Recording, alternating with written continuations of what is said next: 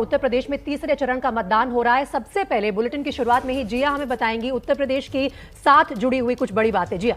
बिल्कुल, उत्तर प्रदेश की क्या है बड़ी बातें वो बता देते हैं अपने दर्शकों को। और साथ ही वोटिंग परसेंटेज की अगर हम बात करें तो बहुत अच्छा वोटिंग परसेंटेज अभी तक नहीं आया है प्रीति, इसलिए लगातार एबीपी न्यूज ये अपील कर रहा है कि लोग अपने घरों से बाहर पहुंचे, उनके एरिया में अगर वोटिंग हो रही है तो वो अपने मतदान केंद्रों तक जाकर अपना वोट कास्ट करें।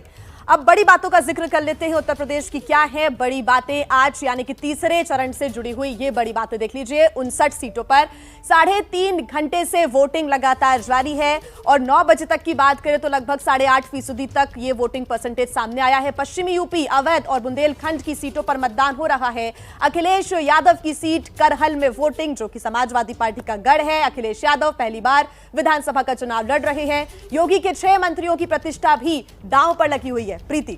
जी बिल्कुल, और आज जिन सीटों पर वोट डाले जा रहे हैं उन्हें ट्रेडिशनली कहा जाता है कि यादव बहुल इलाके हैं, लेकिन उसके बावजूद 2017 के इलेक्शन में समाजवादी पार्टी को भारी नुकसान झेलना पड़ा था। 49 सीटें जो है वो बीजेपी के खाते में गई थी। अब शिकोहाबाद की बात कर लेते हैं, यहाँ पे मतदान जोरों पर है। अंकित गुप्ता की ये ग्राउंड रिपोर्ट दिखाते हैं।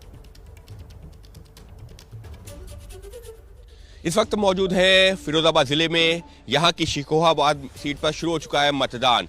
हरिओम यादव जो समाजवादी पार्टी से उम्मीदवार थे, उन्होंने बीजेपी का दामन थाम लिया है। अगर हम बात करते हैं पोलिंग बूथ पर तो लोग घरों से निकले हुए हैं, मतदान कर रहे हैं और लोगों से अपील की जा रही है कि वो सोशल डिस्टेंसिंग का पालन करें, मास्क जरूर लगाएं जब वो मतदान स्थल पर पहुंच रहे हैं। तो अब एक बार फिर से कोशिश बीजेपी की यह है कि उसी तरीके का प्रदर्शन दोहरा सके। तो वहीं समाजवादी पार्टी, क्योंकि ये जो यादव बेल्ट है, अगर हम ये कहते हैं तो कहना गलत नहीं होगा, कोशिश ये है समाजवादी पार्टी की कि अपने पिछले प्रदर्शन में सुधार कर सके। कैमरा पर्सन अभीश के साथ अंकित गुप्ता, एबीपी न्यूज, फिरोजाबाद। तो चुनौती यही है समाजवादी पार्टी के सामने कि अपने पिछले प्रदर्शन को कैसे बेहतर किया जाए। मेरे साथ तमाम मेहमान भी मौजूद हैं स्टूडियो में, उन्हीं से ये सवाल पूछ लेते हैं। अभय दुबे जी मेरे साथ यहाँ बैठे हैं। अभय जी, अखिलेश यादव को अपना पहला असेंबली इलेक्शन लड़वाना, क्या इसी की तरफ एक कदम था कि कहीं ना कहीं समाजवादी पार्टी पे बहुत दबाव है कि अपने प्रदर्शन को बेहतर कीजिए? नहीं, आपका कहना बिल्कुल ठीक है। इस इलाके में समाजवादी पार्टी पारंपरिक रूप से चुनाव जीतती रही है, लेकिन पिछले चुनाव में भाजपा ने उसकी ज़मीन पूरी तरीके से पलट दी थी और उसको काफ़ी बुरी हार का सामना करना पड़ा था।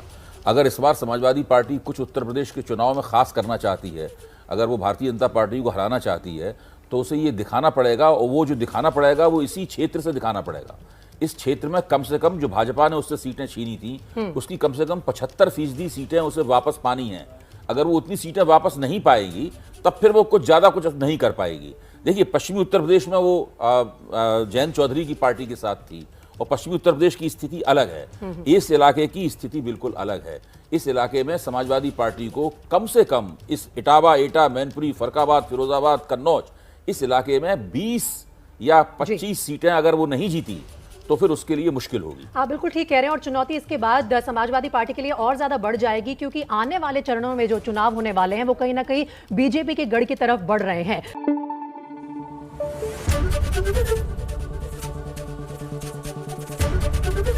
एबीपी न्यूज आपको रखे आगे।